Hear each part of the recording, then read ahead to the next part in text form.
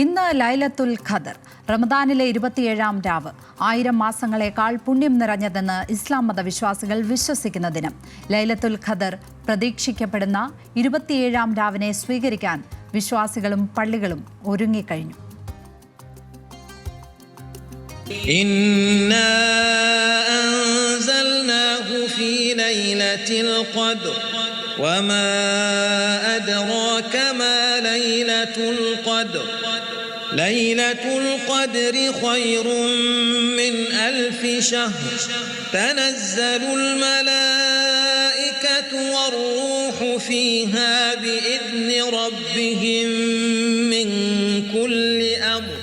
ലൈലത്തുൽ ഖദ്ർ അഥവാ വിധി നിർണയ രാവ് ഏറ്റവും കൂടുതൽ പ്രതീക്ഷിക്കപ്പെടുന്ന ദിനമാണിന്ന്. ദൈവത്തിന്റെ അനുഗ്രഹങ്ങളും കാരുണ്യവും കൊണ്ടും ഖുർആനിന്റെ അവതരണം കൊണ്ടും ആദരിക്കപ്പെട്ട രാവ് തുടങ്ങിയ വിശേഷണങ്ങളെല്ലാം ലൈലത്തുൽ ഖദറിനുണ്ട്. അതുകൊണ്ട് തന്നെ റമദാനിലെ 27-ാം രാവ് വിശ്വാസികളെ സംബന്ധിച്ചിടത്തോളം ഏറെ പ്രധാനമാണ്. ഈ രാത്രിയിലാണ് ജിബ്രീൽ എന്ന മാലാഖ ഖുർആനിന്റെ ആദ്യ വാക്യങ്ങൾ പ്രവാചകൻ മുഹമ്മദ് നബിക്ക് അറിയിച്ചു കൊടുത്തത്.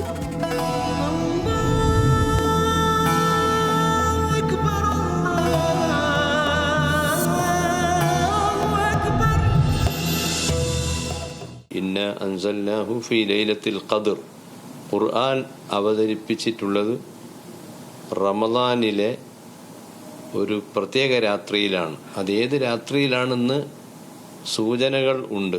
27-ാമത്തെ രാത്രി, 26 നോമ്പ് കഴിഞ്ഞ് അന്ന് വൈകുന്നേരമുള്ള രാത്രി, 27-ാം രാത്രി, അന്നാണ് ലൈലത്തുൽ ഖദ്ർ എന്ന് ധാരാളം പണ്ഡിതന്മാർ, ഖുർആൻ വ്യാഖ്യാതാക്കൾ പ്രസ്താവിച്ചിട്ടുണ്ട്. ലൈലത്തുൽ ഖദ്ർ വിശദമാക്കുന്ന ഖുർആൻ വചനമോ പ്രവാചക വചനമോ ഇല്ല. പകരം റമദാനിലെ അവസാന 10 ദിനങ്ങളിലെ ഒറ്റയിട്ട രാവിലാണെന്നത് മാത്രമാണ് പ്രവാചകൻ വിശ്വാസികൾക്ക് നൽകിയ സൂചന. കർമ്മങ്ങൾക്ക് ഇരട്ടി പ്രതിഫലം ലഭിക്കുമെന്നതിനാൽ ഇന്ന് രാത്രി വിശ്വാസികൾ ആരാധനാ കർമ്മങ്ങളും പ്രാർത്ഥനകളും വർദ്ധിപ്പിക്കും. ഇത്തിക്കാഫ് അനുഷ്ഠിച്ചുകൊണ്ട് പ്രവാചകൻ മുഹമ്മദ് നബി തന്റെ ആരാധനയെ കൂടുതൽ ശക്തമാക്കിയതും ഈ പുണ്യരാത്രിയിലാണ്. ദീർഘ നമസ്കാരമായ തറാവിഹും തസ്ബീഹ് നിസ്കാരവും ഖുർആൻ പാരായണവുമൊക്കെയായി മുസ്ലിം ലോകം പ്രഭാതം വരെ ഉണർന്നിരിക്കും. ഇസ്ലാം മത വിശ്വാസികളുടെ തീർത്ഥാടന കേന്ദ്രമായ മക്കയിലെ മസ്ജിദുൽ ഹറം വിശ്വാസികളെ കൊണ്ട് നിറയുന്നതോടൊപ്പം പ്രാർത്ഥനാമുഖരിതമാകുകയും ചെയ്യും. അനിൽ കാസൈദ്, ന്യൂസ് മലയാളം, കോഴിക്കോട്.